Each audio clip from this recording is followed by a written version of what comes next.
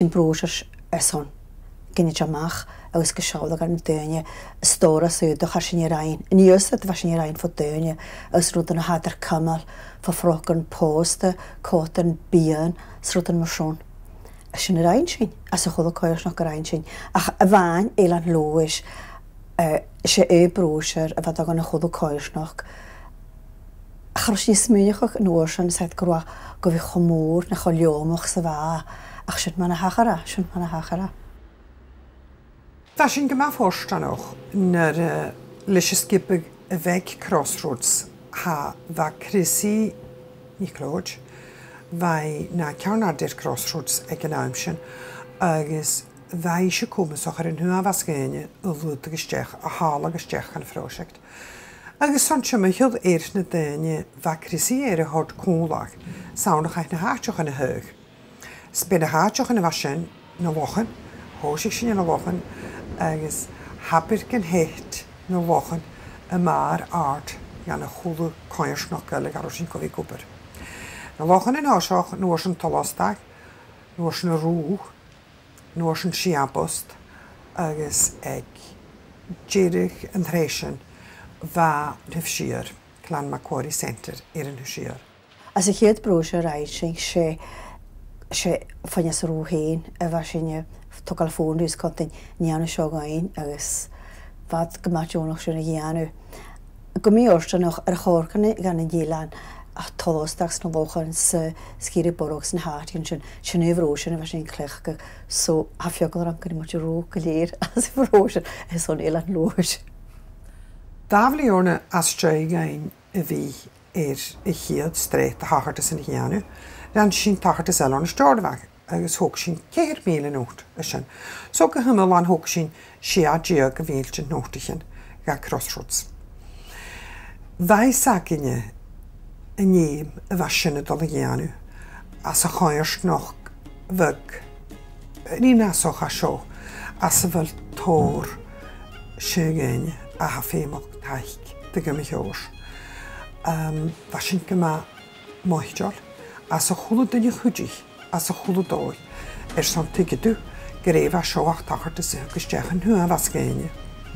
Agus chuidich an hua vascéine, sma ha tortaine loi prútsamí, ha tortaine fáil talachas, ha tortaine farach gine bhainte ha sin, agus ag deir go bhá son ma dhéon sin a hasisiúpir a háseo. Chula nó de has tugal ar son Crossroads ar an Élan ha dulthaí cúram. Chail ysgilig I falla ffordd yn Ilan a sio son Crossroads hafurach as yn fót Crossroads hyn agus ma can chwyd jeich yn o'r hynna to gael sy'n yr I hyd yla dy hirifas y gylsgad na hwrt siachat agus marsion se project ma fi'n a loib y fawn. Hamis mynach gynwg na tachartas yn y fasio is ond hwgad bwyd yn y choers noch ger ffad. Agus leisyn hamis mynach gyn nanig baroch gynnu go tig sviache te fér a bha Crossroads dianu. Hoca I a bhaith a bhúiorn go mór agus bha téna sanasoch, sva téna láthar, sva téna gíise ag na tachartasan dé bha a dianu agus cóna daine gan oragad cúdeochuch na ní gad dírachuch go gaiori. Bha sin uamasach ma Crossroads bha togal nuamh agus on a gan daine Crossroads bheith a gra dé sin dé had a Giannu ach a neuga seogol amach agus rain in a paper an neochs marsún trein splash fór ga défa tachars défa Crossroads a Giannu svad a brinte daine va fain cúram agus svad ri brinte na banal trampwil se banal tramali gar hia níofn riach va tor gan ni va torchad an cúram svad a brinte úsan agus astration va fysig daine Défa Crossroads a Giannu, sich o masaf a siarefas, agus habar gwrdd mólagar.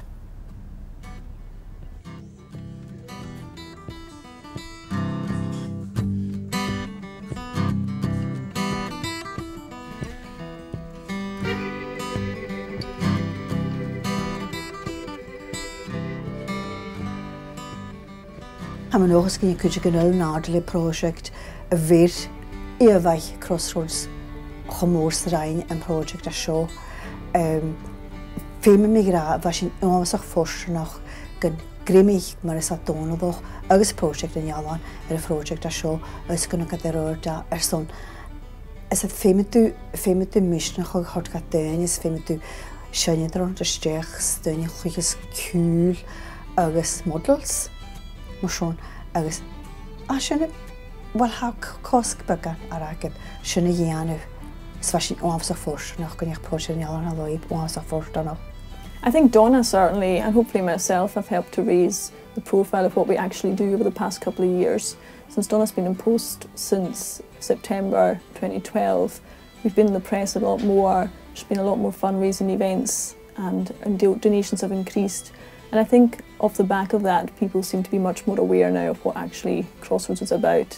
We're not funded by anybody else for any of our services, so if you get Crossroads help, it's from us, it's not generated by another charity fund. Chanel vi samas hadrwn drachol cwnas a sy'n do chymal sy'n yn art as na briwrnach yn harwyn. Chapach heil am gynnig glas, chan o'r mismein o'ch ddeir gynnig la as nach by Crossroads o rwy ys y gianw nhw brad y gianw. Ach sé, fod yn hasin i cloentyn ffos laib gynnig cwysyn Coronason man Crossroads gynnig adgofi'r rwych man businesses. Agus gymi na siarad sy'n hasin i janw rasta gymi ad y dolomach son man chanas at y son tender. Well, the public purse continues to be stretched and Crossroads suffers the same as everybody else. We're no exception as a charity. But the world of care is changing and now it's aimed more at people purchasing their hours. So through this now, the new direct payment scheme, basically it's to encourage carers or those who might need other assistance to basically be allocated funding from their local authority and then they can purchase hours of somebody like Crossroads or another charity or organisation and so that they get the care that they want. But it's very difficult. I mean, as of next year, we won't be funded at all by the council or the health board. So we're going to have to generate £130,000 ourselves, which is a huge worry, really, because we support 23 people, employees, and also X amount of people out in the community.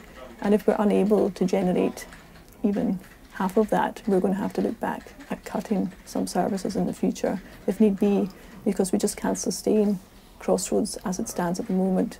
So we are looking into maybe opening a commercial arm of Crossroads, maybe getting a charity shop and generating income in another way. But again, it's a huge undertaking, and when there's only part-time staff here and a board that are busy with other commitments and are only on a voluntary basis as well, it's difficult and it is a worry.